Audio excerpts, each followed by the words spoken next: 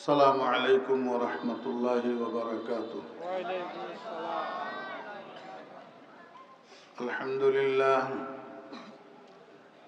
الحمد لله نحمده ونستعينه ونستغفره ونؤمن به ونتوكل عليه ونعوذ بالله من شرور أنفسنا ومن سيئات أعمالنا. من يهد الله فلا مضل له ومن يضلله فلا هادي له.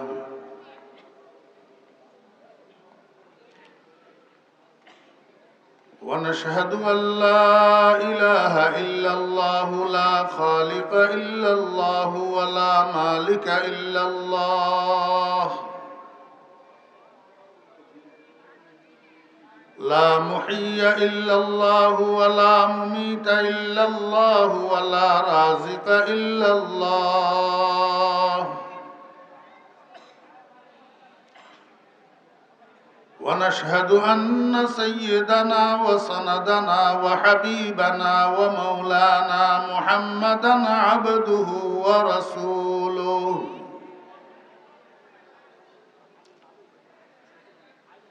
اللهم فصل وسلم عليه وعلى آله وأصحابه وأزواجه وذرياته وأهل بيته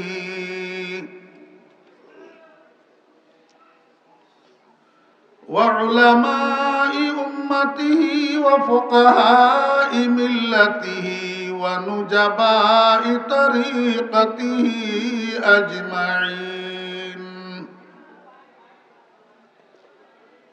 أما بعد فأعوذ بالله من الشيطان الرجيم. بسم الله الرحمن الرحيم.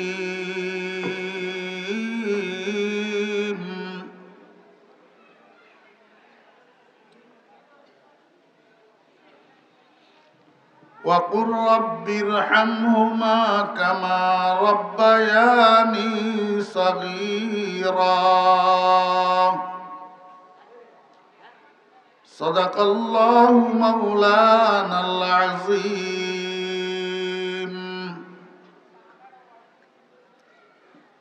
قال رسول الله صلى الله عليه وسلم: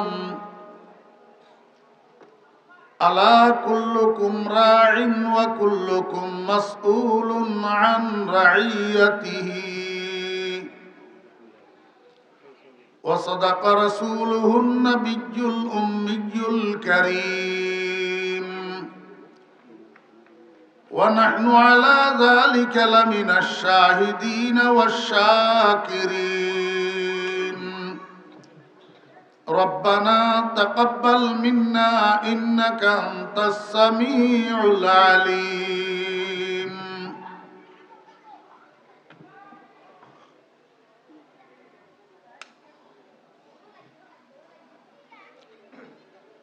সম্মানিত সভাপতি,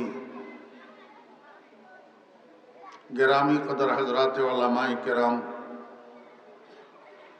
সমাবেত সর্বস্তরের দিনদার মুসলমান ভাইয়েরা, প্রাণপ্রিয় যুবক তরুণ ভাইয়েরা, ছাত্র ভাইয়েরা, পর্দার আড়ালের সম্মানিত পর্দানশী মা ও বোনেরা, মহান আল্লাহ রাব্বুল আলামিনের অপরিসীম দয়ার ইহসান আল্লাহ রাব্বুল আলামিন আমাদেরকে আজ 8ই মার্চ 2024 ইংরেজি তারিখে কুমিল্লা জেলার 14 গ্রাম থানার অন্তর্গত খাটরা মিয়াবাড়ি আরশু ফাউন্ডেশনের উদ্যোগে আয়োজিত আজকের এই মহতী তাফসিরুল কোরআন মাহফিলে আমাদেরকে অংশগ্রহণ করার তৌফিক দিয়েছেন। এজন্য আমরা সবাই মহান রব্বুল আলামিনের শুকর আদায় করি, আলহামদুলিল্লাহ।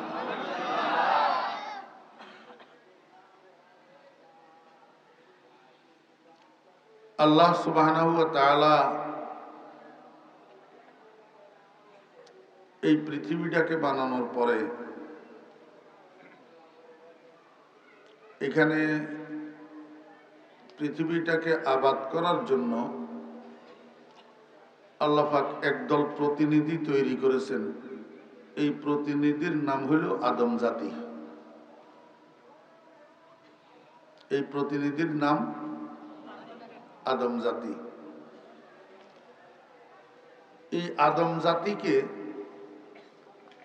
আল্লাহ পাক রব্বুল আলামিন আল্লাহ পাকের নিজের আকৃতির প্রতিচ্ছবি বানাইছেন। খালাকাল্লাহু আদম আলা সূরাতিহি।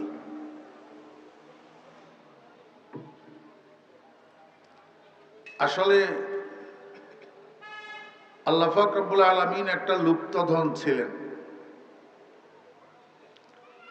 আল্লাহ পাক ইচ্ছা করলেন নিজেকে প্রকাশ করবেন, নিজের জাতের নিজের সত্তার বিকাশ ঘটাবেন।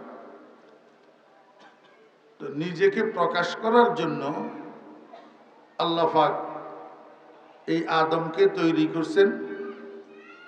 নিজস্ব যত গুণাবলী আছে এই সমস্ত গুণাবলীর প্রতিচ্ছবি বানাইয়া।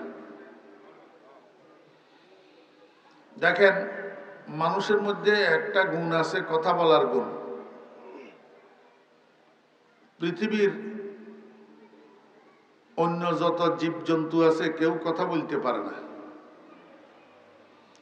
এই কথা বলার গুণটা আসলে মানুষের নিজের গুণ না, এটা আল্লাহ পাকের গুণ। আল্লাহু সুবহানাহু ওয়া তাআলা আল মুতাকাল্লিম। আপনারা কোরআন শরীফকে কি বলেন? কালামুল্লাহ বলেন না? তো কালাম মানে কি? কথা। কালাম মানে কথা। কালামুল্লাহ আল্লাহর কথা, আল্লাহর কথা। তো কথা বলার গুণ আল্লাহর কাছে আছে না নাই? আপনাদেরকে আল্লাহ পাক আরেকটা গুণ দিয়েছেন, দেখার গুণ। এই দেখার জন্য আল্লাহ পাক আপনাদেরকে দুইটা মেশিন দিয়েছেন। এই দুইটা মেশিনের নাম হলো চোখ। এই দেখার যে গুণটা, এই গুণটা মানুষের নিজস্ব গুণ না, এটাও আল্লাহ পাকের একটা গুণের প্রকাশ। আল্লাহু সুবহানাহু ওয়া তাআলা আল বাসীর। আল্লাহ পাক দ্রষ্টা। দেখেন, এই দেখার গুণের প্রকাশটা মানুষকে দিয়া আল্লাহ পাক মানুষকে দৃষ্টিশক্তিশীল বানিয়েছেন। দেখেন, আমাদের কাছে আরেকটা গুণ আছে, শোনার গুণ। এই শোনার গুণটা আমাদের নিজস্ব গুণ না, এটা আল্লাহর গুণ। আল্লাহ পাক শুনেন। আল্লাহু সুবহানাহু ওয়া তাআলা আস-সামি'। আল্লাহ পাক শ্রোতা। এই আল্লাহ পাকের নিজস্ব শোনার গুণের প্রকাশটা মানুষকে আল্লাহ পাক দান করেছেন, এই জন্য মানুষ শুনে। মানুষ জ্ঞান অর্জন করে, মানুষ জানে, অজানাকে জানে, অজানাকে জানে। এই জানার গুণটা, জ্ঞান অর্জনের গুণটা মানুষের নিজস্ব গুণ না, এটাও আল্লাহ পাকের গুণ। আল্লাহু সুবহানাহু ওয়া তাআলা আলিম। আল্লাহ পাক জাননেওয়ালা। এই জানার গুণটা আল্লাহ পাকের গুণ। এই গুণের প্রকাশটা মানুষকে দিয়া আল্লাহ পাক মানুষকে জ্ঞান শক্তি সম্পন্ন বানিয়েছে, যেটা অন্য কোন সৃষ্টিকে আল্লাহ পাক দেন নাই, কোন জীবজন্তুকে দেন নাই।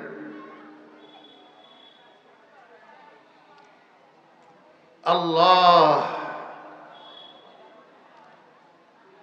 मुत्तहद बूदे में बाज़ाते वजूद हुक्म गैरियत बेकुल्ली महबूद बूदे आयाने जहां बेचंद चूं जिम्तियाज़े इल्मी ओ आईनी मचूं नागहादर जंबशा मद बहर जूद जुमला राबा खुद से खुद बा खुद नमूद इम्तियाज़े इल्मिया मद दरमिया बेनिशाने रानिशाह शुदाया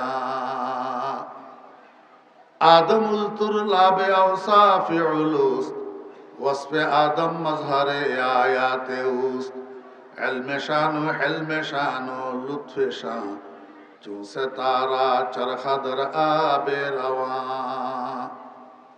কবি আমাদেরকে বড় সুন্দর করে বুঝাইছেন, পৃথিবীর মধ্যে যত জায়গায় পানি আছে, আপনি 14 তারিখ রাত্রে 12টার সময় যদি পানির ধারে যাইয়া দাঁড়ান, তা আপনার কাছে দুইটা চাঁদ দেখা যাবে। একটা চাঁদ মাথার উপরে আর একটা চাঁদ মাথার নিচে, একটা চাঁদ আকাশে আর একটা চাঁদ পানিতে। ঠিক না বে ঠিক কর? আমার কাছে আজকে এত খুশি লাগতেছে, এত খুশি লাগতেছে। আমি তো আপনাদের দোয়ার বরকতে এই অক্টোবরের 1 তারিখ থেকে যে মাহফিল শুরু হয়েছে আজকে পর্যন্ত লাগাতার প্রোগ্রাম, 2-1টা মাহফিলে আমি অসুস্থতাবশত যাইতে পারিনি। আর জানুয়ারিতে 12 দিন কাতারে ছিলাম। এই মাহফিলগুলা ছাড়া একটানা মাহফিল, একটানা।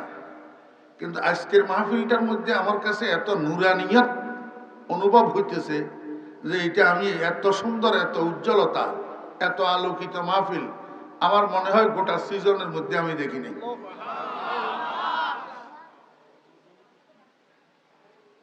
আমার মনে হইতেছে মাহফিলটার মধ্যে নূর চমকিতেছে। কি কারণে জানি না, আলহামদুলিল্লাহ। আল্লাহু আকবার। চন্দ্র মাসের 14 তারিখ রাত্রের 12টায় যদি আপনি একটা পুকুরের পাড়ে দাঁড়ান, তা আপনার চোখে 2টা চাঁদ দেখা যাবে। একটা চাঁদ উপরে আর একটা চাঁদ পানিতে। বুঝে থাকলে বলুন তো, এই দোনোটা চাঁদ কি সমান? বেশ কম কি? একটা চাঁদ অরিজিনাল আর একটা চাঁদ ছায়া। ফানির যে চাঁদটা, এটা আকাশে যতক্ষণ চাঁদ আছে ততক্ষণ দেখা যাবে। আকাশের চাঁদ অস্তে চলে গেলে ফানির চাঁদ এটা আর দেখা যাবে না। ফানির চাঁদ নাই, দেখা যায় না, কিন্তু তার অর্থ এই নয় যে আকাশের চাঁদটা নাই। ফানির চাঁদ নাই, তার অর্থ এই নয় যে আকাশের চাঁদটা নাই। আকাশের চাঁদ আপনার জন্য, আপনার এলাকার জন্য অস্তে গেলেও অন্য জায়গায় আবার উদয় লাভ করতেছে। আপনাদের থেকে অদৃশ্য হইলেও অন্য জায়গার মানুষের জন্য দৃশ্য হইতেছে, যেহেতু সেটা অরিজিনাল চাঁদ। কিন্তু পানিরটা কিছুক্ষণ আছে, কিছুক্ষণ নাই। আল্লাহর আরেক বলতেছেন, ও দুনিয়ার মানুষ, আরশে আজিমে আল্লাহ সুবহানাহু ওয়া তাআলা উনি হইলেন আকাশের চাঁদ। আর সারা দুনিয়ার মধ্যে যত মানুষ দেখতেছ এরা সবাই হলো পানির চাঁদ। এরা সবাই পানির চাঁদ। আকাশের চাঁদ কয়টা? একটা। অথচ আপনাদের খাটোরা গ্রামেই চাঁদ হাজার হাজার। কেমনে? ওই যেখানে পানি আছে এখানে তো চাঁদ একটা আছে। যে যেই পুকুরের সামনে দাঁড়াই পানির দিকে তাকাইতেছে সেই পুকুরের ভিতরে চাঁদ একটা দেখতেছে। আসলে চাঁদ কি এতগুলানি? চাঁদ তো একটা। ঠিক রব্বুল আলামিন ওয়াহদাহু লা শারীকা লাহু কুল হুয়াল্লাহু আহাদ, কিন্তু প্রতিচ্ছবি লক্ষ লক্ষ কোটি কোটি। এরা সবাই এক পানির চাঁদ, এরা সবাই পানির চাঁদ। ঠিক তদ্রূপ শ্রবণ শক্তি একজনের, ওইটাই আসল গুণ। আর দুনিয়ার মধ্যে যত মানুষের মধ্যে শ্রবণ শক্তি দেখতেছেন ওইটা পানির চাঁদ। ওইটা কি? পানির চাঁদ। যতক্ষণ পর্যন্ত একটা মানুষের ভিতরে আল্লাহ সুবহানাহু ওয়া তাআলা বিরাজমান আছে ততক্ষণ পর্যন্ত শ্রবণ শক্তি আছে। আল্লাহ পাক উঠে গেছেন, শ্রবণ শক্তি নেই। अल्लाह अल्लाह है तो यारो जान है, अल्लाह अल्लाह है तो यारो जान है वरना यारो जान भी बेजान है। কিন্তু আমরা মানুষ তো বুঝি না। আমরা এই পাওয়ার গুলাকে, এই শক্তিগুলাকে, শ্রবণ শক্তি একটা শক্তি, দৃষ্টি শক্তি একটা শক্তি, বাক শক্তি একটা শক্তি, জ্ঞান শক্তি একটা শক্তি, ধরার শক্তি একটা শক্তি, চলার শক্তি একটা শক্তি, এই শক্তিগুলাকে আমরা নিজস্ব মনে করিয়া এগুলাকে অপব্যবহার করি। জি, বাহুতে শক্তি আছে, যুবক 30-32 বছর বয়স, বাহুতে শক্তি আসেনি। এই শক্তিটার আসল মালিক কে? যে ভোগ করতেছে সে আসল মালিক? তো যে নকল মালিক সে নিজের ইচ্ছায় কোনো জিনিস ব্যবহার করতে পারে না, আসল মালিকের অনুমতি লাগে। তাহলে একটা যুবকের বাহুতে যদি শক্তি থাকে, সে ইচ্ছা মতো এই শক্তি ব্যবহার করি দুর্বলের উপরে যদি অত্যাচার করে, কারো জমি দখল করে, কারো বিটি দখল করে, কারো ঘর দখল করে, কারো মাথায় বাড়ি দেয়, কারো টাকা আত্মসাৎ করে, তাহলে এই ব্যবহারটা উচিত ব্যবহার হলো না অনুচিত ব্যবহার হলো? কদিন পরে এই শক্তি থাকবে? থাকবে না। আমরা মানুষ বুঝি না। আমরা এই গুণগুলাকে নিজস্ব গুণ মনে করিয়া এগুলাকে যা ইচ্ছা তা ব্যবহার করি। আসলে এগুলা যা ইচ্ছা তা ব্যবহার করার জন্য দেওয়া হয় নাই, এগুলা দেনেওয়ালার দাতার ইচ্ছা মতো ব্যবহারের জন্য দেওয়া হয়েছে। আমার তো মনে হয় আর ওয়াজ লাগে না, বস এই একটা ওয়াজ মনে রাখলে আর কিচ্ছু লাগবে না, যে আমার বাকশক্তি এটা আমার না, আমার ইচ্ছা মতো ব্যবহার করা যাবে না। আমার দৃষ্টিশক্তি এটা আমার না, আমার ইচ্ছা মতো ব্যবহার করা যাবে না। আমার শ্রবণ শক্তি আমার না, আমার ইচ্ছা মতো ব্যবহার করা যাবে না। আমার পায়ের শক্তি, আমার হাতের শক্তি আমার না, আমার ইচ্ছা মতো ব্যবহার করা যাবে না। আমার জ্ঞানের ভান্ডার, এই মেমোরি এটা আমার না। মনোযোগ আসেনি? ফলাইগুলো এটা উঠা বসা করে কেন?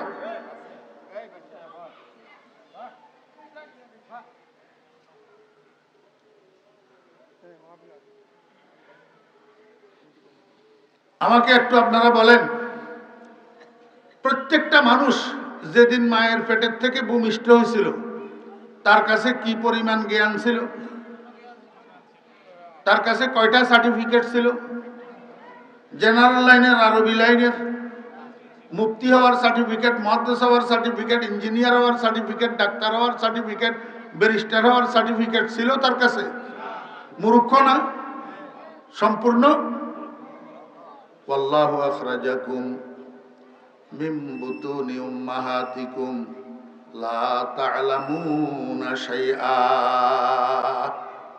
ও সুশিক্ষিত ভাইয়েরা, স্কুল কলেজের ছাত্র ভাইয়েরা, তোমরা যারা লেখাপড়া করছো, কোরআন শরীফ স্টাডি করো মিয়া। একটা বাংলা অনুবাদ ওয়ালা কোরআন শরীফ ঘরে রাখো, প্রতিদিন 1 পৃষ্ঠা, 2 পৃষ্ঠা, 5 পৃষ্ঠা, 10 পৃষ্ঠা যা পারো কোরআনে কারীমের অনুবাদ দেখো, কোরআনে কারীমের ব্যাখ্যা গ্রন্থ দেখো। দেখবা কোরআন এমন এক গ্রন্থ যার মধ্যে নাই এমন কিছু নেই, যার মধ্যে নাই এমন কোনো বর্ণনা নাই। কোরআন শরীফ বুঝা মিয়া। আজকে আমাদের দেশে এক শ্রেণীর বুদ্ধিজীবী আছে, এরা কোরআনের জ্ঞানীদেরকে জ্ঞানীও মনে করে না, নিজেদেরকে ওভার এস্টিমেট করে, নিজেদেরকে ওভার পণ্ডিত মনে করে, নিজেদেরকে জ্ঞানী মনে করে। আসলে জ্ঞানের নামে মূর্খ ছাড়া আর কিছু না। আল্লাহ পাক রব্বুল আলামিন বলেন, ওয়াল্লাহু আখরাজাকুম, আল্লাহই তোমাদেরকে বের করে নিয়ে আসছেন, মিন বুতুনি উম্মাহাতিকুম, তোমাদের মায়েদের পেটের থেকে, লা তা'লামুনা শাইআ, এমত অবস্থায় যে তুমি কিচ্ছু জানতে না। কিচ্ছু? যতগুলা মেশিন দিয়ে আজকে তুমি বড়াই করতেছো, এই মেশিনগুলা সেই দিনও তোমার শরীরের সাথে ফিটেড ছিল, কিন্তু একটা মেশিনও কার্যকরী ছিল না। সবগুলা মেশিন ইনঅ্যাক্টিভ ছিল। চোখ ছিল কিন্তু দেখার শক্তি ছিল না, কান ছিল কিন্তু শ্রবণ শক্তি ছিল না, মুখ ছিল কিন্তু বাক শক্তি ছিল না, হাত ছিল ধরার শক্তি ছিল না, পাও ছিল চলার শক্তি ছিল না।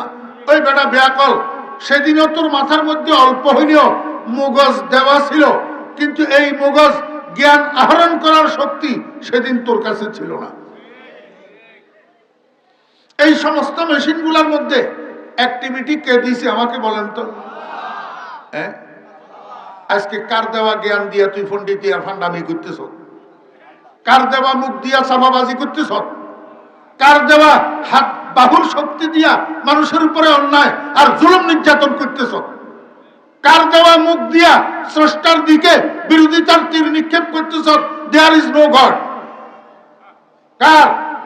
সব তো আল্লাহ। সব কার? আমার ভাইরা, দোস্ত, আহবাব, দেখেন আল্লাহ পাক আদম আলাইহিস ইসলামকে বানাইলেন। আদম আলাইহিস ইসলামকে বানাইলেন। আদম আলাইহিস ইসলামকে বানানোর পর কি করলেন? মনোযোগ আসেনি? আমি একদম গোড়ার থেকে টানিয়ে নিতেছি যে আপনারা বিষয়টা ক্লিয়ার হওয়ার জন্য। এমন কেন হলো? সিস্টেমটা আল্লাহ পাক কেন অবলম্বন করলেন? এবার আদম আলাইহিস ইসলামের বাম পাশের ফাজরের নরম বাঁকা যে হাড় আছে, সেখান থেকে এক টুকরা হাড় লইয়া আল্লাহ পাক আদম আলাইহিস ইসলামের জোড়া বানাইলেন, স্ত্রীলিঙ্গ। উনার নাম হাওয়া। উনার নাম হাওয়া, আমাদের আদি মাতা। আদি মাতা। কেন আদমকে বানাইছেন? ভালো কথা। আদমের সাথে আদমের জোড়া একজন মহিলা, স্ত্রীলিঙ্গ একটা নারী বানাইতে হবে কেন? দেখেন আল্লাহ পাক রব্বুল আলামিন মানুষকে মদনীয়ত্তবা বানাইছেন। মদনীয়ত্তবা এটা ইসলামী ফিলোসফির একটা পারিভাষিক শব্দ। মাদানীয়ত্তবা মানে ইউনাইটেড জীবনযাপনে অভ্যস্ত, সম্মিলিত জীবনযাপনে অভ্যস্ত, যৌথ জীবনযাপনে অভ্যস্ত। এই কারণে মানুষ সম্মিলিত জীবনযাপনে শান্তি পায় আর সিঙ্গেল জীবনযাপনে কষ্ট পায়। মুরব্বীরা আছেন না? বুড়ি বাড়িতে বুড়ি একটা আছে না? হ্যাঁ, কারো কারো হয়তো নাই, মরে গেছে। যাদের আছে আর বুড়ি যদি 2-3 দিনের লাই 4 দিনের লাই বাপের বাড়িতে বেড়াইতে যায়, তখন ঘরে আপনার কাছে কেমন লাগে? হ্যাঁ, ঘরে ঢুকে না তো, আর ঘরে ঢুকে না, এবার খালি বাইরে বাইরে ঘুরে। তো ভাত খাওয়ার সময় ঘরে আইসে, মেয়েরা কয় আব্বা এইটা কি? আপনি তো ঘরে এই ঢুকেন না, বাইরে বাইরে থাকেন। কয় দূর, তোর মা না থাকলে ভালো লাগে না। ঘরের মানুষ সব আছে, ছেলেরা মেয়েরা নাতি নাতকুরেরা সবাই আছে, খালি একজন নাই, বুড়ার কাছে আর ভালো লাগে না। কারণটা কি? আল্লাহ পাক বুড়ারে যৌথ জীবন যাপনে অভ্যস্ত করে বানাইছে, এই জন্য সিঙ্গেল জীবন যাপনে শান্তি নাই। আরো ভালো করে বুঝবেন যদি কেউ প্রবাস করি থাকেন, প্রবাসীদেরকে জিজ্ঞেস করেন, ওই বেচারারা যে লক্ষ লক্ষ টাকা আপনাদের জন্য রুজি করি এখানে পাঠায়, কত কষ্টের জীবন। এমন এমন রাত যায় যে রাত্রের 11টায় শুইতে গেছে, 2 চোখের মধ্যে ঘুম আসে না, 3টা পর্যন্ত এইভাবে ছাদের দিকে তাকিয়ে থাকে। বিবি বাচ্চার কথা মনে উঠলে চোখের থেকে ঘুম উধাও হয়ে যায়। আল্লাহ পাক মানুষকে যৌথ জীবন যাপনে অভ্যস্ত করে বানাইছেন। আল্লাহ পাক জানে, আদম আমি তোমাকে বানাইছি, কিন্তু তুমি একা জীবন যাপন করতে পারবে না, তোমার সঙ্গিনী লাগবে। কি লাগবে? জীবন সঙ্গিনী লাগবে। এই জীবন সঙ্গিনী হিসাবে আল্লাহ পাক যার জীবন সঙ্গিনী তার শরীরের অংশ দিয়ে তৈরি করছে। ওয়ামিন আয়াতিহি আন খালাকা লাকুম মিন আনফুসিকুম আজওয়াজা লিতাসকুনু ইলাইহা ওয়া জাআলা বাইনাকুম মাওয়াদ্দাতান ওয়া রাহমা ইন্না ফি যালিকা লাআয়াতিল লিউলিল আলবাব। আল্লাহু আকবার। কোরআন শরীফের মধ্যে আছেন না নাই? আবার সাহেবরা কর না। ওয়ামিন আয়াতিহি, আল্লাহ পাকের নিদর্শন সমূহের মধ্য থেকে এটাও একটা নিদর্শন। আন খালাকালাকুম, এই এই এই যে আল্লাহ পাক তোমাদের জন্য বানাইয়াছেন, মিন আনফুসিকুম, তোমাদের নিজস্ব সত্তা থেকে, তোমার নিজের নফস থেকে, মিন আনফুসিকুম আজওয়াজা, তোমাদের বিবিদেরকে, তোমাদের সঙ্গীদেরকে, তোমাদের জোড়াদেরকে কোথার থেকে বানাইছেন? আল্লাহর হাবিব জনাব রাসূলুল্লাহ সাল্লাল্লাহু আলাইহি ওয়াসাল্লাম ইরশাদ করেন, খুলিকাতির রিজাল খুলিকাতিন নিসাউ মিন আজলাইর রিজাল, প্রত্যেকটা স্ত্রী তার স্বামীর বাম পাশের পাজরের নরম যে বাঁকা হাড্ডি আছে এই হাড্ডি থেকে তৈরি। এই জন্য হাদিস শরীফের মধ্যে হুজুর পাক সাল্লাল্লাহু আলাইহি ওয়াসাল্লাম বলেন, তোমরা বিবিদের সবগুলা ভুল ধরিও না, কিছু স্যাক্রিফাইস করিও। 100টা ভুল যদি দৃষ্টিগোচর হয়, একটা ধরবা, বাকি 99টা মাফ করে দিবা। বাকি 99টা কি করবা? মাফ করে দিবা। কারণ আল্লাহ পাক তাদেরকে বানাইছে বাঁকা হাড্ডির থেকে। এই জন্য তাদের স্বভাবের মধ্যে, চালচলনের মধ্যে, আচার আচরণের মধ্যে একটু বাঁকাপনি টেড়াপনি থাকবেই, একটু বাঁকাপনি টেড়াপনি থাকবেই। যদি তুমি এদেরকে দিয়া উপকৃত হতে চাও, এই অবস্থায় উপকৃত হও। বেশি টানাটানি করি সোজা করার চেষ্টা করিও না, বেশি সোজা করতে গেলে ভাঙ্গি যাবে, অর্থাৎ সম্পর্কই ছুটি যাবে। কথা বুঝছেন না বুঝেন না? আমি আপনাদেরকে বুঝাইতে চেয়েছিলাম, আল্লাহ পাক আদম আলাইহিস ইসলামের বানাইলেন। এবার আদম আলাইহিস ইসলামের বাম পাশের ফাজরের হাড়ের থেকে হাওয়া আলাইহিস সালামকে বানাইলেন। এই দুইজনের ফাউন্ডেশন বানাইয়া এখান থেকে আর কয়েকজন সন্তান আল্লাহ পাক বাহির করলেন। সন্তান কি করলেন? বাহির করলেন। এবার আদম আলাইহিস ইসলাম থেকে যেগুলা বাহির হইছে সেগুলার থেকে আরো কয়েকজন বাহির করলেন ক্রমশীল পদ্ধতিতে। হ্যাঁ, এইভাবে করতে করতে এই দুজনের থেকে 4 জন, 4 জনের থেকে 6 জন, 6 জনের থেকে 12 জন, 12 জনের থেকে 20 জন, 20 জনের থেকে 30 জন, গোটা পৃথিবীটাকে আল্লাহ পাক রব্বুল আলামিন কতগুলা নারী পুরুষের দ্বারা ভর্তি করে দিয়েছেন। আমাকে একটু বুঝে থাকলে বলুন, আল্লাহ পাক কুন ফায়াকুনের মালিক না? কুন ফায়াকুনের মালিক। ইন্নামা আমরুহু ইযা আরাদা শাইআন আইয়াকুলা লাহু কুন ফায়াকুন। কোন সূরার আয়াত? ব্যাকে কইতে পারে না। কোরআন শরীফ নদরঞ্জারা কইতে হইতো না। মানুষ কতগুণ আছে ওই ছোট্টকালে আব্বাই মক্তবে ফাটাই, নুরানিতে ফাটাই কোরআন শরীফ শিখাই দিয়েছে, যে সেই যে বাইর হয়েছে আর কোরআন শরীফ দরাদরি নাই। এখন গোড়ার ডিমও আর পারে না, ভুলে গেছে। এটা কোন সূরার আয়াত? সূরা ইয়াসিন পড়েননি সবাই?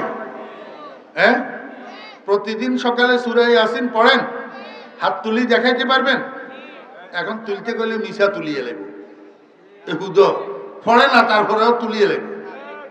প্রতিদিন সকালে সূরা ইয়াসিন পাঠ করেন এমন সৌভাগ্যবান কারা আছেন? হাত উঠাইয়া একটু দেখান। প্রতিদিন মুরব্বী পড়েন? প্রতিদিন সূরা ইয়াসিন পড়েন? হ্যাঁ, মাশাআল্লাহ, আলহামদুলিল্লাহ। হাত নামান। আল্লাহর হাবিব জনাব রাসূলুল্লাহ সাল্লাল্লাহু আলাইহি ওয়াসাল্লাম ইরশাদ করেছেন, যে ব্যক্তি দিনের শুরুতে সূরা ইয়াসিন পাঠ করবে, পরের দিন সকাল পর্যন্ত তার দৈনন্দিন জীবনের যত প্রয়োজন, যত জরুরত, যত হাজত আল্লাহ পাক কুদরতের দ্বারা পূরণ করে দিবেন। ক্বালা নবী সাল্লাল্লাহু আলাইহি ওয়াসাল্লাম, মান কারা সূরাত ইয়াসিন সাদরান নাহার কুজিয়াত হাওয়াইজুহু আও কামা ক্বালা নবী আলাইহিস সালাতু ওয়াস সালাম।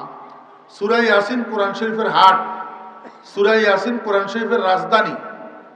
আল্লাহু আকবার। এই সূরা ইয়াসিন সব সময় তেলাওয়াত করার জন্য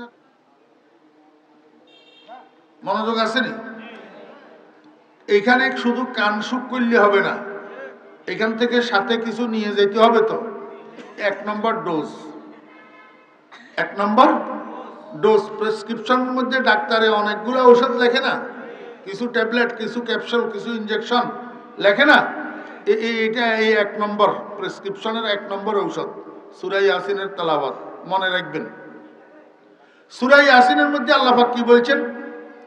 ইন্নামা আমরুহু ইযা আরাদা শাইআন আন ইয়াকুলা লাহু কুন ফায়াকুন। আল্লাহ পাকের নিয়ম হলো আল্লাহ পাক যখন কোনো কাজ করার ইচ্ছা করেন তখন কুন বলেন, আর কুন বলার সাথে সাথে হইয়া যায়, কুন বলার সাথে সাথে হইয়া যায়। আল্লাহ পাক আদম আলাইহিস ইসলামের বানানোর পরে হাওয়া আলাইহিস ইসলামের বানাইলেন। আচ্ছা, হাওয়া আলাইহিস ইসলামের বানানোর পরে যেই কয়জন মানুষ আল্লাহর বানানোর দরকার, কোন বললে মানুষ এগুলো একসাথে হইয়া যাইত না? জি, কিন্তু আল্লাহ পাক তা করেন নাই। আল্লাহ পাক কি করলেন? এই দুইজনেরই আল্লাহ পাক কুদরতে মিলনের ব্যবস্থা করছেন। এই দুইজনের মিলনের মাধ্যমে হযরতে হাওয়া আলাইহিস সালামের মা বানাইয়া, হাওয়া আলাইহিস ইসলামের পেট বাচ্চাদানিকে গর্ভ বানাইয়া, গর্ভে ধারণ করাইয়া অবশিষ্ট কয়েকজন মানুষ হাওয়া আলাইহিস সালামের গর্ভ থেকে বাইর করছেন। একজনকে বানাইছেন মা, আরেকজনকে বানাইছেন বাবা। ঠিক নেই? এইবার যেই মানুষগুলা হাওয়া আলাইহিস সালামের গর্ভ থেকে জন্মগ্রহণ করছেন, এই মানুষগুলার মধ্যে যেই কয়জন নারী, যেই কয়জন পুরুষ, এদের মধ্যে আবার কুদরতের দ্বারা মিলনের ব্যবস্থা করাইয়া এই মহিলাগুলার বাচ্চাদানিকে আবার গর্ভ বানাইয়া সেখানে কয়জন মানুষকে গর্ভ ধারণ করাইয়া এবার এই মহিলাগুলার পেটের থেকে আর কতগুলা মানুষ বাইর করছেন। কেন? এই মানুষগুলার পুরুষদেরকে বাবা বানাইলেন, মহিলাদেরকে মা বানাইলেন। আগের পুরুষ আর আগের মহিলাকে দাদা আর দাদি বানাইলেন। বুঝছেন না বুঝেন না? এখন যেই মানুষগুলা জন্মগ্রহণ করছে এগুলা কারো জন্য সন্তান হইলেন আর কারো জন্য নাতি নাতনি হইলেন। বুঝছেন নি কথা? আমার বেরা দোস্ত আবাব, এই ক্রমশ পদ্ধতি এটা যখন আস্তে আস্তে নিচের দিকে যাবে, এবার এইখানে আর কতগুলা রিলেশন সাব্যস্ত হবে। একটা রিলেশন তো অলরেডি হইল, কেউ মা বাবা আর কেউ সন্তান। আর একটা রিলেশন সাব্যস্ত হইল, কেউ দাদা দাদি আর কেউ নাতি নাতনি। বরাবর যত নিচের দিকে যাবে তত আর কতগুলা রিলেশন সাব্যস্ত হবে। কেউ চাচা চাচি আর কেউ ভাতিজা ভাতিজি, কেউ মামা মামি আর কেউ ভাগিনা ভাগ্নি। আল্লাহু আকবার। এইভাবে রিলেশন যত নিচের দিকে যাবে আর কতগুলা রিলেশন সাব্যস্ত হবে। কেউ শ্বশুর শাশুড়ি আর কেউ ছেলের বউ মেয়ের জামাই, আর কেউ শালা শালি আর কেউ দুলাভাই ভাবি। এইভাবে রিলেশনগুলা সাব্যস্ত হইতেছে। কিসের দ্বারা? জন্মের এই পদ্ধতির দ্বারা। জন্মের যদি কুন ফায়াকুনের মাধ্যমে 50,000 মানুষ আল্লাহ একসাথে বানাই লাইতেন, তাহলে এই রিলেশনগুলা, আত্মীয়তার বন্ধনগুলা সাব্যস্ত হইতো নি? কেউ বাপ হইতো না, কেউ দাদা হইতো না, কেউ নানা হইতো না, কেউ নানি হইতো না, কেউ শ্বশুর হইতো না, কেউ শাশুড়ি হইতো না, কেউ ভাই হইতো না, কেউ বোন হইতো না, কেউ মামা হইতো না, কেউ বাগ্নি হইতো না, কেউ চাচা হইতো না, কেউ ভাতিজি হইতো না। এই যে আত্মীয়তার বন্ধনগুলা সাব্যস্ত হইতেছে এই পদ্ধতিতে জন্মগ্রহণ করার কারণে। এখন ভালো করে বুঝেন, আল্লাহ পাক কুন ফায়াকুনের পদ্ধতিতে 10,000 মানুষ একসাথে বানাইলো না, 50,000 মানুষ একসাথে বানাইলো না। একজন একজন, দুইজন দুইজন কইরা ফ্যাটের থেকে বাইর করার পদ্ধতিতে কেন মানুষ বানাইলেন? ইয়া আইয়ুহান নাসু তাকু রাব্বাকুমুল্লাযী খালাকাকুম মিন নাফসিন ওয়াহিদাহ ওয়া খালাকা মিনহা যাওজাহা ওয়া বাসসা মিনহুমা রিজালান কাসীরান ওয়া নিসাআ। আল্লাহ পাক রব্বুল আলামিন কয়, দুনিয়ার মানুষেরা, আমি তোমাদেরকে যৌথ জীবন যাপনে অভ্যস্ত করে বানাইছি। এই যৌথ জীবন যাপনের প্রথম স্টপেজ হলো ফ্যামিলি। যৌথ জীবন যাপনের প্রথম স্টপেজ কি? একটা পরিবার, একটা পরিবার। দ্বিতীয় স্টপেজ হলো একটা বাড়ি। আপনাদের এক বাড়িতে শুধু এক গৃহস্থ থাকে না, অনেক বাড়িতে 2-4-10 জন গৃহস্থ থাকে, থাকে না? এটা হলো দ্বিতীয় স্টপেজ যৌথ জীবন যাপনের। ইউনাইটেড লাইফ লিডের দ্বিতীয় স্টপেজ। 3 নম্বর স্টপেজ হলো সমাজ।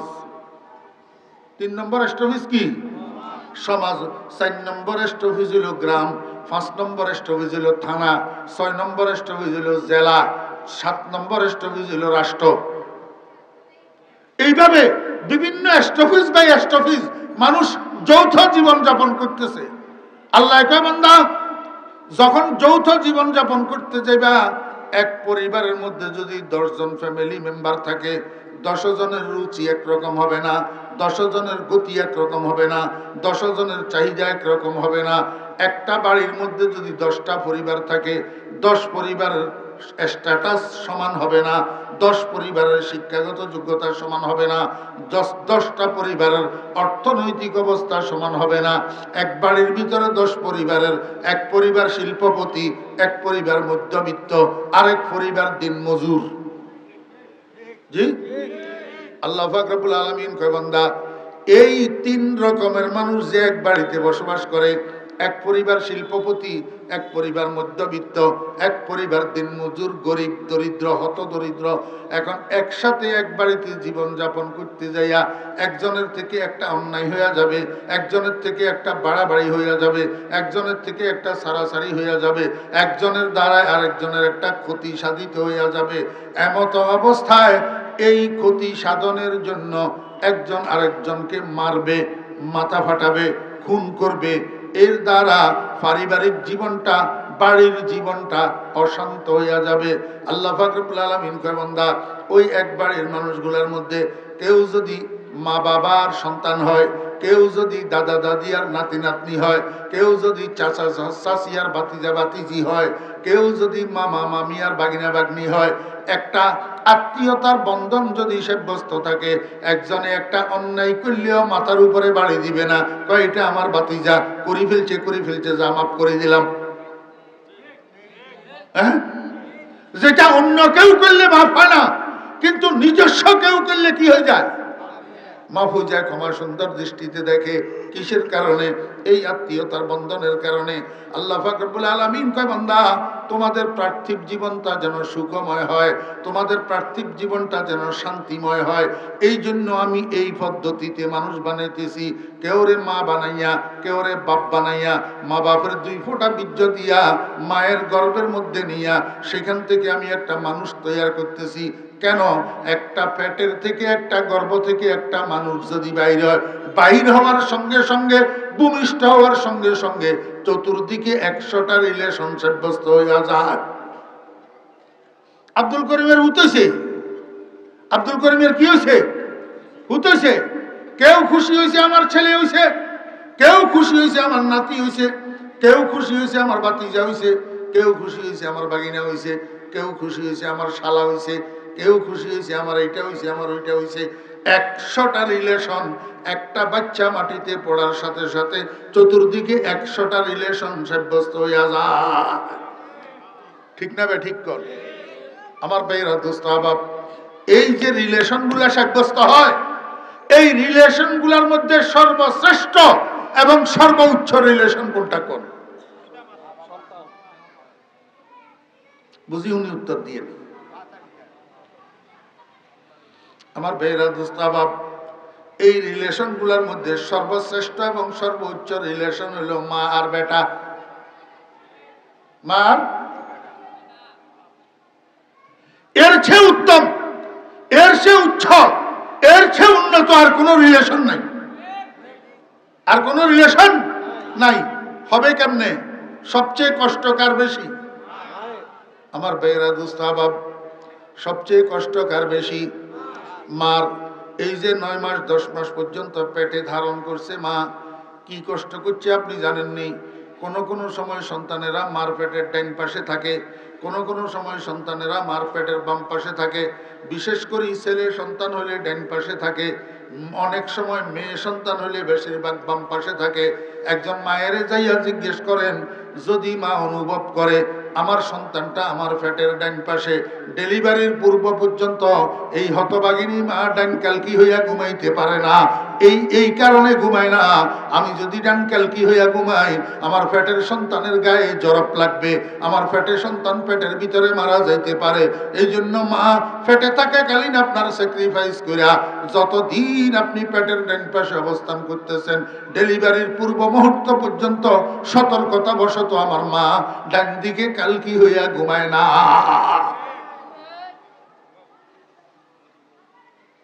কাকে বলে মা? আমার ভাইরা দোস্ত বাপ, আমি তো আমার বয়ানের মধ্যে বলি, ও খাটোরার যুবকেরা, গুণবতীর যুবকেরা, তুই দরিদ্র না ধনী? যদি দরিদ্র হইয়া থাকস, আমি তোকে জিজ্ঞেস করব, তোর ঘরে বুড়া মা আছে নি? ক। যদি কস যে হুজুর ঘরে বুড়া মা আছে, তা আমি তোকে বলবো, ঘরে বুড়া মা থাকতে তুই দরিদ্র কেমনে থাকস? তোর ঘরে তোর টাকশাল মেশিন আছে। তোর ঘরে কি আছে? টাকশাল মেশিন আছে। মা তো টাকশাল মেশিন।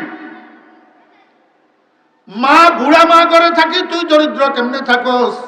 আমার ভাইরা দোস্ত বাবেরা, মাকে আল্লাহ পাক রব্বুল আলামিন এমন ক্ষমতা দিয়ে রেখেছেন, মা 24 ঘন্টা সময় লাগে না আল্লাহর কাছে বলিয়া একটা সন্তানের দারিদ্রতার বিমোচন করাই দিতে পারে, দরিদ্র থেকে ধনী বানাইয়া দিতে পারে। শুধু এতটুকু নয়, মাকে আল্লাহ পাক রব্বুল আলামিন এমন ক্ষমতা দিয়ে রেখেছে, মা আল্লাহর কাছে কইয়া একটা মুর্দা ছেলেকে জিন্দা করে দিতে পারে।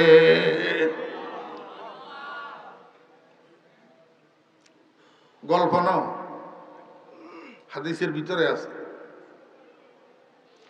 মক্কা শরীফের বুড়ি মহিলা একটা ইসলাম গ্রহণ করছে, কলমা পড়ছে। মক্কার কাফেররা নির্যাতন করে। বুড়ির সাথে, বুড়ির 18 বছরের একটা ছেলে আছে। মা বেটা দুজন ইসলাম গ্রহণ করছে। এখন মক্কার কাফেররা দুজনের নির্যাতন করে। এই কারণে বুড়ি এই 18 বছরের তরুণ ছেলেটাকে সাথে লইয়া মদিনা শরীফ হিজরত করছে। মদিনা শরীফ কি করছে? হিজরত করছে। আমার ভাইয়েরা দোস্ত বাবেরা, মদিনা শরীফ যাইয়া পৌঁছার পরে 1 সপ্তাহ মদিনা শরীফ ছিলেন। 1 সপ্তাহ মদিনা শরীফ থাকার পরে ওই বুড়ির 18 বছরের ছেলেটারে জ্বরে ধরছে, মদিনার জ্বর।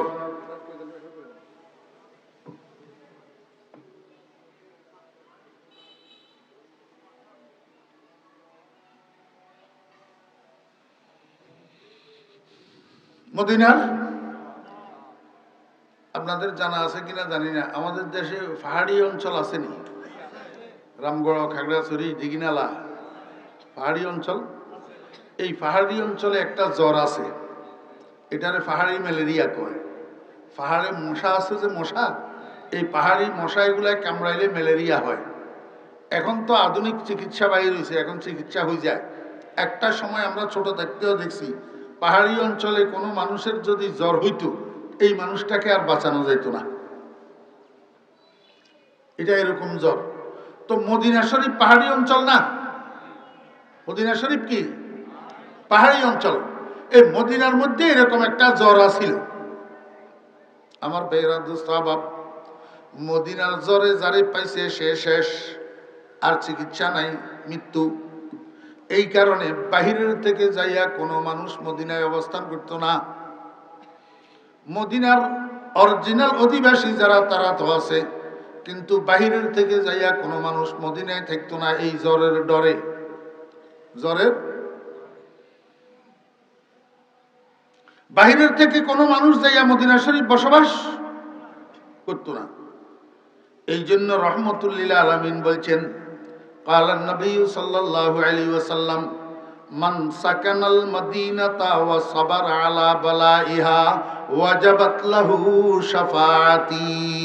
যে ব্যক্তি মদিনা শরীফ আসি, মদিনা শরীফের বলা মুসিবত, রোগ ব্যাধি বরদাস্ত করিয়া মদিনায় বসবাস করবে, আমি নবীর জন্য কিয়ামতের ময়দানে ওয়াজিব হইয়া যাবে তার জন্য সুপারিশ করা। মদিনার জ্বর, হম্মাল মদিনা, এটা বড় ডেঞ্জারাস।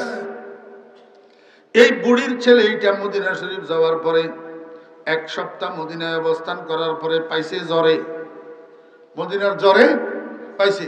মাত্র 1 সপ্তাহ জ্বর ভোগ করার পরে ছেলেটা মারা গেছে। ছেলেটা মারা গেছে।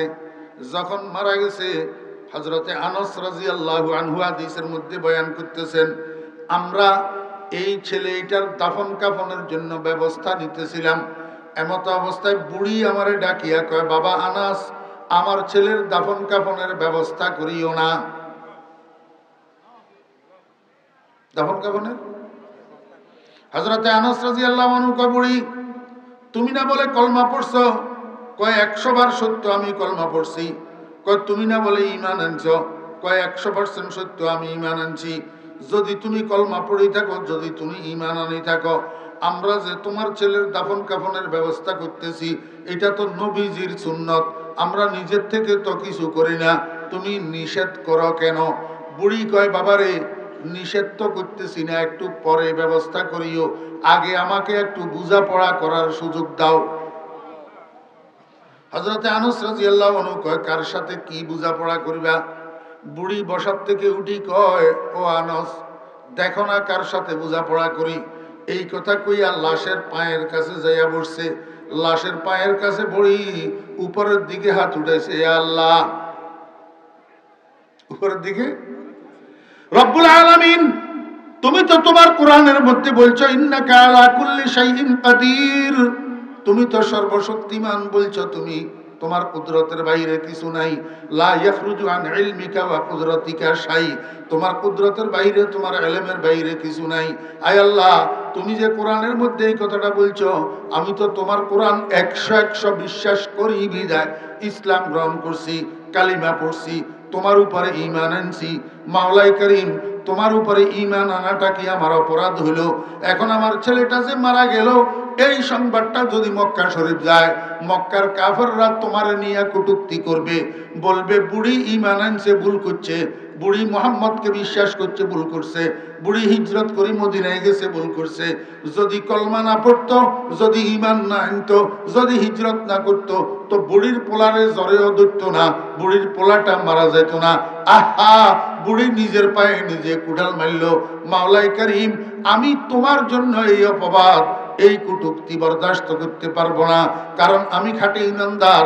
এখন তুমি তোমার কারুকার্য প্রদর্শন করো। তুমি যে বলছো আলা কুল্লি শাইইন কাদির, তোমার শক্তির বাহিরে কিছু নাই, এটা আমি বিশ্বাস করি। যদি তুমি আলা কুল্লি শাইইন কাদির হইয়া থাকো, এই মুহূর্তে আমার ছেলেটাকে জিন্দা করিয়া দাও। আমার ভাইয়েরা, দোস্ত বাপ, পায়ের কাছে বসি মা আল্লাহর দরবারে দোয়া করছে, এখনো দোয়া শেষও হয় নাই। ওই মরা ছেলেটা শুধু জিন্দাই হয় নাই, বরং শোয়ার থেকে উঠি দাঁড়াই গেছে, 1 সেকেন্ড লাগে নাই। হযরতে আনাস রাদিয়াল্লাহু আনহু হাদিসের মধ্যে বয়ান করেন, বয়স তখন পোলার 18 বছর। এই পোলা শেষ পর্যন্ত আরো 62 বছর হায়াত পাইয়া 80 বছরে ইন্তেকাল হয়েছে। 80 বছরে ওই যখন পোলা ইন্তেকাল হয়েছে, তখনও ওই পোলার দাফন কাফনের ব্যবস্থা আমি আনাস করছিলাম। কি বলেন? মায় ফারেনি না ফারে না? আমার ভাইয়েরা, দোস্ত আবাব, কোরআন শরীফের মধ্যে বনি ইসরায়েলের গরুর ঘটনা একটা আসেনি? বনি ইসরায়েলের গরুর ঘটনা।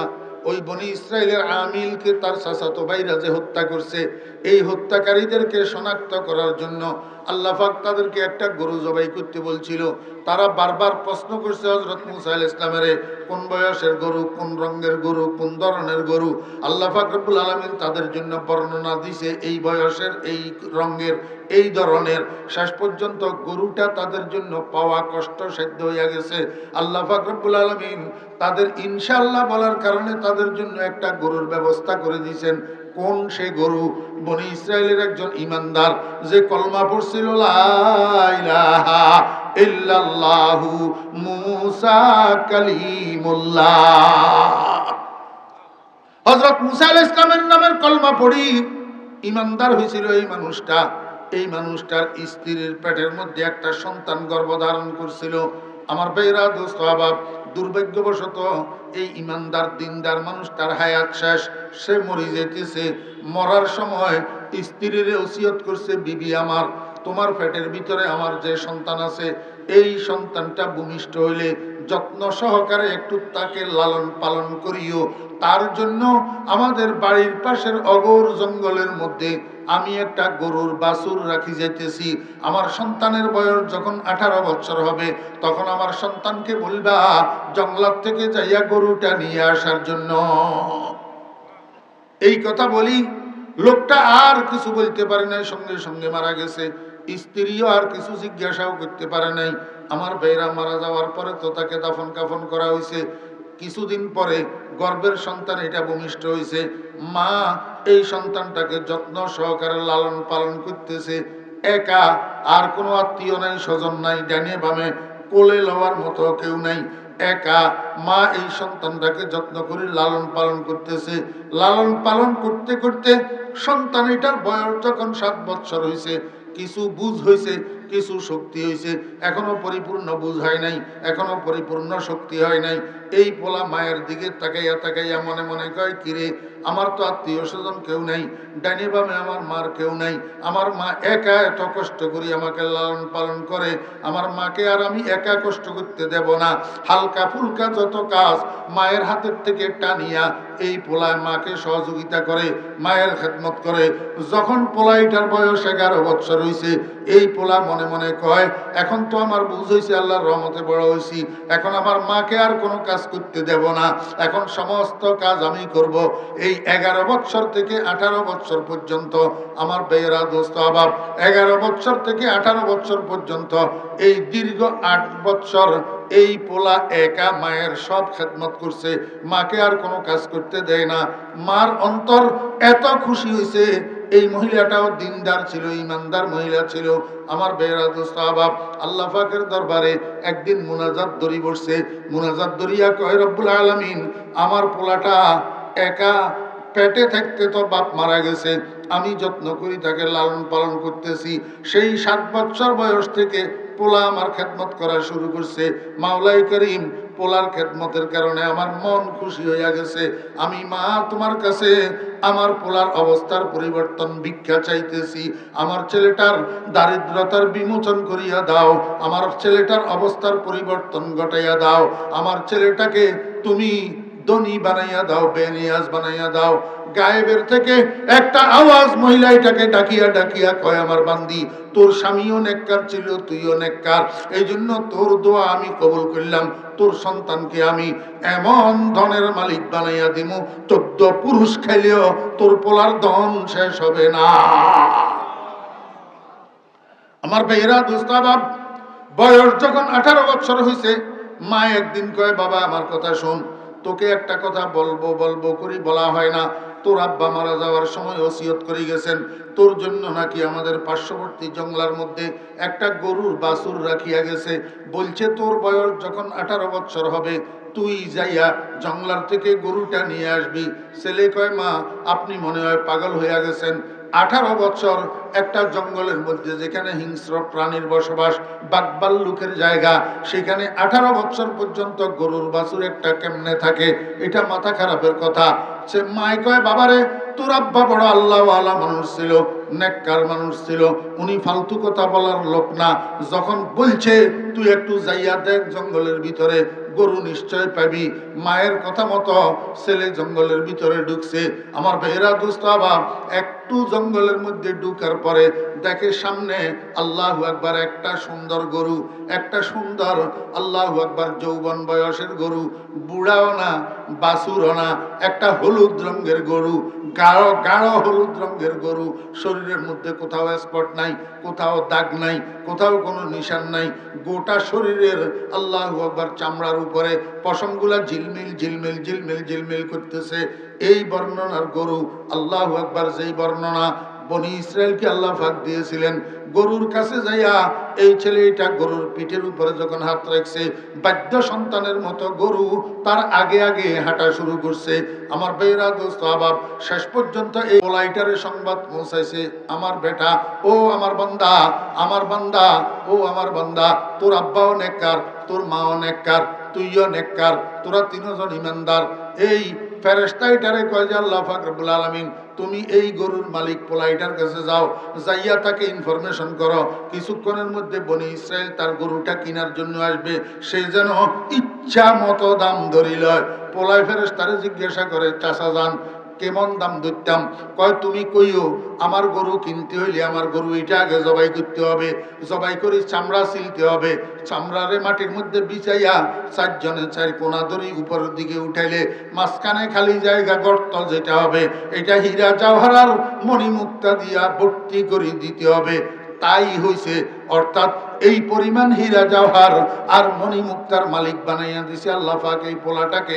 14 পুরুষ খাইলেও ধন শেষ হবে না। এর মূলে কার্যকরী মায়ের দোয়া। মূলে কার্যকরী কি? মায়ের দোয়া। ও সন্তানেরা, হতভাগা সন্তানেরা, যারা বউয়ের কথা ধরস, মায়ের সেবা করস না, আমার ভাইরা, আমাদের দেশে তথাকথিত কিছু সুশিক্ষিত শিক্ষিত নামের কুলাঙ্গার, শিক্ষিত নামের, গত কিছুদিন আগে কি আইছিল রোগীটা না, করোনা করোনা করোনা।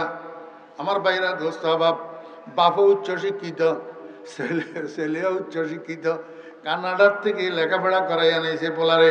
জীবনের স্থাবর যত রুজি যত ইনকাম সব দুইটা পোলার পিছনে ব্যয় করছে। একটা পোলা আমেরিকা থাকে আর একটা পোলা দেশে। যেই পোলাটার দেশে, এটারে কানাডার থেকে উচ্চ শিক্ষা লাভ করাই আনছে। আমার ভাইয়েরা, দোস্ত বাপ, এখন বাপও উচ্চ শিক্ষিত, বাপরে পাইছে করোনায়, বাপের হসপিটালে ভর্তি করে দিই, ছেলে চলে গেছে বাসায়। কয়েকদিন হসপিটালে থাকার পরে বাপ মারা গেছে। হসপিটাল থেকে ডাক্তাররা ফোন করছে, স্যার আপনার আব্বা মারা গেছে, আপনার আব্বার লাশটা নিয়ে যান। স্যারে কয়, ডাক্তার সাহেব এই পরিস্থিতিতে আমরা হসপিটালে আসতে পারবো না, বাপের লাশ আনার আমাদের দরকার নাই, আপনি আমার আব্বার লাশকে আঞ্জুমানে মফিদুল ইসলামে দিয়া দেন, তারা দাফন করে দিবে। ও হতভাগা আব্বা, কি বানাইছো ফোলারে? কি বানাইছো?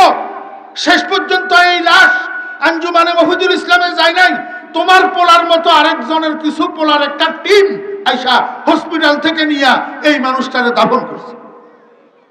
এগুলো ইসলামী আন্দোলনের কর্মী, ইসলামী আন্দোলনের কর্মী। আমি বাস্তব কথা বলতেছি, কোন শোনা গল্প না। এই জন্য আমি বলবো, আমার ভাইয়েরা, বাপ, মনে কষ্ট নেবেন না। যখন বলতে হয় তখন দোনো দিকে বলা লাগে, শুধু একদিকে বললে হবে না। আমার মুসল্লি একজন আসি আমার কাছে ফিট ফিট করে কান্দে, আমার বন্ধু বড় লোক, বললে আপনারা বুঝি যাবেন, চিনি যাবেন, এই জন্য বলবো না। ফিট ফিট করে আমার কাছে কান্দে, হুজুর কি করতাম, ফোলা রাত্রের 11টা থেকে 3টা পর্যন্ত রুমের দরজা বন্ধ করি ফ্রি ফায়ার খেলে, ফ্রি ফায়ার খেলে। যখন আমি যাইয়া দরজায় টোকা দিছি, পোলা দরজা খোলে না, অনেকক্ষণ পর্যন্ত টোকা দেওয়ার পরে দরজা খুলছে। এক এক চোখ এত বড়, এক এক চোখ এত বড়। মানে ডিস্টার্ব কেন করলাম, দরজা কেন খোলাইলাম? আমার বেহরা দোস্ত আবাব, আরেকদিন এরকম রাত্রে 11টায় পোলা দরজা বন্ধ করছে, খানাও খায় না, সেখানে ফ্রি ফায়ার খেলে। তো আমি দরজা খটখটাইছি, একটু জোরে খটখটাইছি দরজা খোলার জন্য। দেখি পোলার এক হাতে মোবাইল আর এক হাতে মদের বোতল, এক হাতে মোবাইল আর এক হাতে মদের বোতল। আমার বেহরা দোস্ত আবাব, এটা দেখি আমি ফোলাকে একটু ধমক দিছি, একটু কড়া কথা বলছি। ফোলার সাথে সাথে বালিশের থেকে পিস্তল আনি আমার কপালের উপরে ঠেকাইছে, বেশি ফাইজলামি করলে গুলি করে দিমু। এখন হুজুর কি করতাম? এখন তো আমার কাছে টাকার অভাব নাই, পয়সার অভাব নাই, ধনের অভাব নাই, এখন কি করতাম? ফোলা তো নষ্ট হইয়া গেল। আমি বললাম, ভাইজান এখন আর কি করবেন? আল্লাহু আকবার। আমাদের দেশে একটা প্রবাদ বাক্য আছে, বলে পেশাব করার সময় ছাগলের না ধরলে পরে দৌড় দিলে আর ধরা যায় না। গুণবতী কয়নি এই কথা? আমি একটু শালীন ভাষায় কইছি আরি, হ্যাঁ, গ্রাম্য ভাষায় আর একটা অশালীন শব্দে কয়। হ্যাঁ, ছাগল যখন পেশাব করে তখন যদি ছাগলের ধরা না যায়, পরে দৌড় দিলে আর ধরা যায় না। আমার ভাইয়েরা, দোস্ত আবাব, সন্তানকে কন্ট্রোল করার বয়স আছে না নাই? আল্লাহু আকবার। 5 থেকে 10 বছরের ভিতরে আপনার সন্তানকে আপনি কন্ট্রোল করতে হবে। 5 থেকে 10 বছরের ভিতরে আপনার সন্তানের চলার পথ আপনাকে নির্ধারণ করতে হবে। 5 থেকে 10 বছরের ভিতরে আপনার সন্তানের লাইন আপনি ঠিক করতে হবে। এই টাইমে যদি আপনি ভুল করেন, এই টাইমে সন্তানের যদি ভুল পথে পরিচালিত করেন, পরবর্তীতে সন্তানের বয়স যখন 15 হয়ে যাবে, 16 হয়ে যাবে, 17 হয়ে যাবে, 18 হয়ে যাবে, তখন সন্তান যদি উল্টা পথে যায়, এই সন্তানকে আর কন্ট্রোল করতে পারবেন না। কন্ট্রোল করতে পারবেন না যে সেইটা বড় কথা নয়, বড় কথা হলো এই সন্তানে মা বাপের কি হক সেটা বুঝবে না, সেটা বুঝবে না। এই সন্তান থেকে যদি আপনি আপনার হকের আশা করেন, আপনি আপনার খেদমতের আশা করেন, আপনার বোকামি হবে বোকামি। আপনি পুকুরের মধ্যে ফাঙ্গাস মাছের বাচ্চা দিয়া আপনি যদি শিং মাছ তালাশ করেন, কোথায় পাবেন শিং মাছ? আপনি তো দিছেন পুকুরে ফাঙ্গাস মাছের বাচ্চা। আমার ভাইরা দুস্তাবাব, 1000 মা বাপের হকের ওয়াজ করাইলে কোনো কাজ হবে না। সন্তান যদি সময় মতো সঠিক পথে পরিচালিত না করেন, ও ভাইরা দুস্তাবাব, আমি আপনাদেরকে একটু ইনসাফের সাথে জিজ্ঞাসা করি, আমরা সবাই মুসলমান তো? জি, মুসলমান না? ইমানের দৃষ্টিতে আমি আপনাদেরকে একটা প্রশ্ন করি, আমাদের দেশে যত বৃদ্ধাশ্রমগুলা আছে, এই বৃদ্ধাশ্রমের মধ্যে যত মুরব্বী পুরুষ বা মহিলা মাতা পিতারা অবস্থান করতেছে, এই বৃদ্ধাশ্রমে অবস্থানকারী মা বাপগুলার শতকরা কয় ভাগ আলেম ওলামাদের মা বাপ আছে? ইনসাফের সাথে বলেন। হ্যাঁ, স্বীকার করিয়ে নিলেন অপকটে। হ্যাঁ, আমার ভাইরা দোস্ত আবাব, আমি তো বলতে চাইছিলাম না, আমি তো চাইছিলাম যে 2-1% অন্তত বাহির করবো, কিন্তু আপনারা বলতেছেন 1%ও নাই। তারপরেও আপনারা ছেলেদেরকে সেই লাইনে পাঠান কেন? সেই লাইনে পরিচালিত করেন কেন? এরপরে আবার মা বাপের হক তালাশ করেন কেন? আমার বোনের বিয়ের সময় বাড়িতে মেহমানেরা সবাই আসছে। আমার ফুপু, আমার খালা, আমার মামিরা, আমার এই শালার বউয়েরা, তারপরে আরো অন্যান্য নতুন পুরাতন আত্মীয় যারা আছে, সবাই আমাদের ঘরে মেহমান ভর্তি। আমার মার ফরনের মধ্যে কাপড় একটা সাইজে একটু ময়লা। আমি জিজ্ঞেস করলাম, মা, আজকে বিয়ের দিন ঘর ভর্তি মেহমান, তোমার ফরনের কাপড় এটার মধ্যে ময়লা কেন? তোমার কাপড় আর কই? মায় কয়, বাবারে, একটা কাপড় আছে শুধু তোলা, সেটা আগামীকাল ব্যবহার করব। আর বাকি যতগুলা কাপড়, সবগুলা কাপড় ময়লা হইয়া পড়ে রয়েছে, এরা ধোয়ার জন্য সময় পায় না। আজকে 15 দিন আমার কোনো কাপড়ই ধোয়া হয় নাই। বুঝছেন? আমি ফরিদুদ্দিন, আল্লাহ সাক্ষী আছে, জামা খুলি, আমার মায়ের 5টা না 6টা শাড়ি সবগুলা লইয়া, সাবান লইয়া, বাথরুমের মধ্যে যাইয়া লেপটা বাড়ি বসি, শুরু করছি দোয়া। কাপড় 5টা 6টা শাড়ি। এখন যতজন বাথরুমের সামনে আসে সবাই দেখে, আমার ফুফু, আমার খালা, আমার মামিরা সবাই আসি, কয়, মাওলানা সাহেব, এটা কি শুরু করছো তুমি? এই বিয়ের দিন তুমি এই কাপড় ধোয়ার জন্য এখানে ঢুকছো কেন? আমি কই, এটা কোন ধরনের কথা? আমার মার কাপড় আমি ধুব না? আমার মার কাপড় কেউ যদি সহযোগিতা করে স্বাচ্ছন্দ্যে, স্বেচ্ছায়, আলহামদুলিল্লাহ। আর কেউ যদি না করে, না করতে পারে, সময় না পায়, তাহলে আমার মার কাপড় ধোয়া আমার কর্তব্য আমি পালন করতেছি। সবগুলা কাপড় ধুইয়া তারপরে বাইরে নিয়ে রোদ্রে দিছি।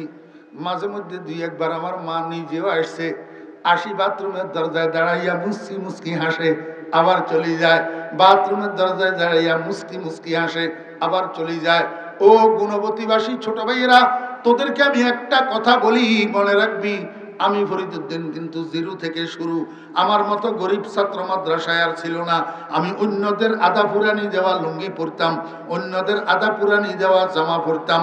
আমি যেই জামাটা গায়ে দিয়ে বিয়ে করছি, সেই জায়গায় সেই জামাটাও অন্যের দেওয়া।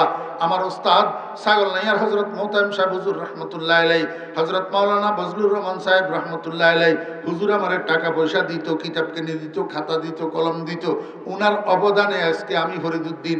আমার কাছে কিচ্ছু ছিল না, আমার আব্বা গরিব ছিলেন। আমার ছোট ভাইয়েরা আজকে লেখাপড়া শেষ করার পরে 10-12 বছর 15 বছরের মাথায় আল্লাহ পাক আমাকে বাড়ি গাড়ি ধন দৌলত এমন কিছু নাই, আল্লাহ পাক আমাকে দেয় না। আমি এই বয়সে অহংকারের জন্য, ফুটানোর জন্য না, আপনাদেরকে উৎসাহিত করার জন্য বলতেছি। এই বয়সে আল্লাহ পাক রব্বুল আলামিন আমাকে 14 বার নিয়ে গেছে মক্কা মদিনা। এর মধ্যে আল্লাহু আকবার 9 বার উমরা, 5 বার বড় হজ। অথচ আমি ছাত্র জীবনে জাগিরে আসার পথে আর যাওয়ার পথে রাস্তা রাস্তা কানতাম, দেখা দে ইলাহি वो मदीना कैसी बस्ती है जहां पर रात दिन मौला तेरी रहमत बरसती है। আমি মনে মনে বলতাম, রব্বুল আলামিন আমার কাছে তো টাকা নেই, পয়সা নেই, আমি তো গরিবের সন্তান, গরিব, আমি পারবনি মক্কা মদিনায় যাইতাম, আমার দেখাইবানি তুমি মক্কা মদিনা। আল্লাহু আকবার। এই সব আমার মায়ের দোয়া, সব আমার মায়ের। এমনি করি দেখতো, এমনি নামাজের মুসল্লার মধ্যে নামাজ শেষ করি, এই আসলের এমনি হাতের উপরে দিয়া আমার মা মুনাজাত ধরত আর কইতো, আল্লাহ আমার ফলারে দি তুমি দুনিয়ায় হেদায়েত করো। তো পরে যখন আমি ওয়াজ করতেছি, মারে কইলাম, মা কি দোয়া করলা তুমি, আমার যদি দুনিয়া হেদায়েত করার দোয়া করলা, আল্লাহ দোয়া তো কবুল করছে, আমার হেদায়েতের লাই দোয়া করলা না, তুমি দুনিয়ার হেদায়েতের লাই দোয়া করলা। আসে ও ছোট মিয়ারা, কেন বুঝছ না? মার মতো দৌলত, মার মতো ধন দুনিয়াতে আর কিছু নাই। মায়ের খেদমত করিবা, বাবার খেদমত করিবা। বুড়া মা ঘরে থাকলে, বুড়া বাবা ঘরে থাকলে রাত্রে শোয়ার সময় মাথার মধ্যে একটু তৈল দিয়া দিবা, পায়ের তালুগুলার মধ্যে একটু তৈল মালিশ করে দিবা। মা বাবার জামা কাপড় গুলা ময়লা নি কোনো দেখবা, পুকুরের ঘাটে নিয়ে বাথরুমে নিয়ে নিজে ধুইয়া দিবা। আল্লাহু আকবার। মা বাপের খানা পিনা গুলা টাইম মতো ঠিক মতো হইতেছে কিনা দেখবা, মা বাপের ওষুধপত্র আছে কিনা দেখবা। এমনকি কোনো মা যদি পান খায়, উনার পানেও যদি ট্রাবল না হয়, যতক্ষণ বুঝাইয়া সুজাইয়া পান বন্ধ করাইতে না পারো, ততক্ষণ পর্যন্ত সময় মতো বেড়া মায়ের পান সুপারি সরবরাহ করবি, যদি মায়ের দোয়া সস। আল্লাহু আকবার। মা বাপদের কাছে অনুরোধ, ভুল করবেন না। যদি ভুল করেন পরে পস্তাইতে হবে। সহি রাস্তায় যদি না চালান, সহি শিক্ষা যদি না দেন, তো সন্তানের থেকে আশানুরূপ আপনি খেদমত পাবেন না। আশানুরূপ খেদমত পাইতে হইলে সন্তানদেরকে সহি রাস্তায় চালান। আমার ভাইয়েরা, দোস্ত আহবাব, একটা ছেলে হইলেও এমন বানান না একটা ছেলে, যেই ছেলেটা আপনার মরণের সময় আপনার মাথার পাশে বসে সূরা ইয়াসিনটা তেলাওয়াত করবে, আপনার মৃত্যুর সাকরাতটা হালকা করবে। আমার ভাইয়েরা, একটা সন্তান বানান না, যেই সন্তান আপনার জানাজার নামাজের ইমামতি করবে, যেই সন্তান মায়ার হাতে, মহব্বতের হাতে, নরম হাতে আপনাকে মালিশ করিয়া জীবনের শেষ গোসলটা দিবে। অন্য কোনো বদলা দোয়াইতে হবে না, গোসল করাইতে হবে না। আমার ভাইয়েরা, দোস্ত আহবাব, এখন তো অবস্থা এমন হইয়া দাঁড়াইছে, এখন সন্তানেরা মা বাবার জানাজার নামাজ পড়ার জন্য যায়, কিন্তু জানাজার নামাজের দোয়াটা শুদ্ধ করি জানে না। কি খেদমত তালাশ করেন সন্তানের থেকে? শেষ বেলায় জানাজার নামাজ পড়ার জন্য গেছে, সেইখানেও আপনার ছেলে আপনারে ঠকাই আসতেছে। আপনি দেন নাই শিক্ষা, তাকে জানাজার নামাজের দোয়া শিখান নাই, জিজ্ঞেস করেন নাই কোনোদিন, বাপরে বলতো দেখি জানাজার নামাজের দোয়াটা মুখস্থ পারস কিনা, দোয়ায় কোনটা শুদ্ধ করি মুখস্থ জানস কিনা, কবর জিয়ারতের দোয়াটা শুদ্ধ করি মুখস্থ জানস কিনা, বলতো চাই। জিজ্ঞেস করছেন কোন সময়? আমার ভাইরা, দোস্ত আহবাব, অন্তত একটা ছেলেকে হইলেও আলেমে হাক্কানি রব্বানি বানান, হাফেজে কোরআন বানান। ছেলে যদি না থাকে, একটা নাতিকে বানান, একটা বাগিনাকে বানান, একটা বাতিজাকে বানান। যদি কিচ্ছু না থাকে, আপনার বাড়ির, আপনার এলাকার, আপনার গ্রামের একটা গরিব মানুষের সন্তান, যে টাকা পয়সা খরচ করে লেখাপড়া করাইতে পারে না, এমন একটা ছেলেকে নিজের খরচ দিয়ে হাক্কানি আলেম বানানোর চেষ্টা করেন। ও দোস্ত আহবাবেরা, আল্লাহ পাক আপনাকে 4টা 5টা সন্তান যে দান করছেন, 6টা 7টা সন্তান যে দিয়েছেন, এইখান থেকে একটা সন্তানের যদি আলেমে হাক্কানি রব্বানি বানাইতে পারেন, কমপক্ষে এতটুকু উপকার তো হবে, এই ছেলে 5 ওয়াক্ত নামাজ পড়বে এবং 5 ওয়াক্ত নামাজের পরে আল্লাহর দরবারে হাত উঠাইয়া বলবে, রব্বির হামহুমা কামা রব্বায়ানি সাগীরা। অর্থ কি? রব্বির হামহুমা, আয় প্রভু তুমি দয়া করো আমার মা বাপকে, কামা রব্বায়ানি সাগীরা, যেমনি ভাবে আমার মা বাপ ছোটকালে শৈশবে আমাকে দয়া পরবশ হইয়া আমাকে লালন পালন করছেন, আমার উপরে দয়া করছেন, তেমনি ভাবে কবরে তুমি আমার মা বাপের উপরে দয়া করো। রব্বির হামহুমা কামা রব্বায়ানি সাগীরা। আপনার সন্তান তো হয় নামাজই পড়ে না, রব্বির হামহুমা বলবে কোথার থেকে? আর কিছু আছে নামাজ পড়ে কিন্তু রব্বির হামহুমা যে বলা লাগে সেটা জানে না। অথচ রাসূল আকরাম সাল্লাল্লাহু আলাইহি ওয়াসাল্লাম বলেন, একজন মন্নত কবরের মধ্যে সাগরে জাহাজের থেকে স্টিমার থেকে পড়া মানুষটা যেরকম হাবুডুবু খায় আর এদিক সেদিক তাকায়, কেউ আমাকে উদ্ধার করার জন্য আসতেছে কিনা, ওই কবরের মানুষেরা উপরের দিকে তাকাইয়া থাকে, রাস্তা দিয়া কে হাঁটি যেতেছে, আমার কোনো সন্তান, আমার কোনো ভাই, আমার কোনো বন্ধু আমার জন্য একবার কুলহু আল্লাহ পড়ি, কদ্দুর সওয়াবের ভিক্ষা দিয়া যায় কিনা। একেবার মামি রবি দামন কষা सूरह इखलास वल हम्दो बेखा तू तवंगर गश्तहिया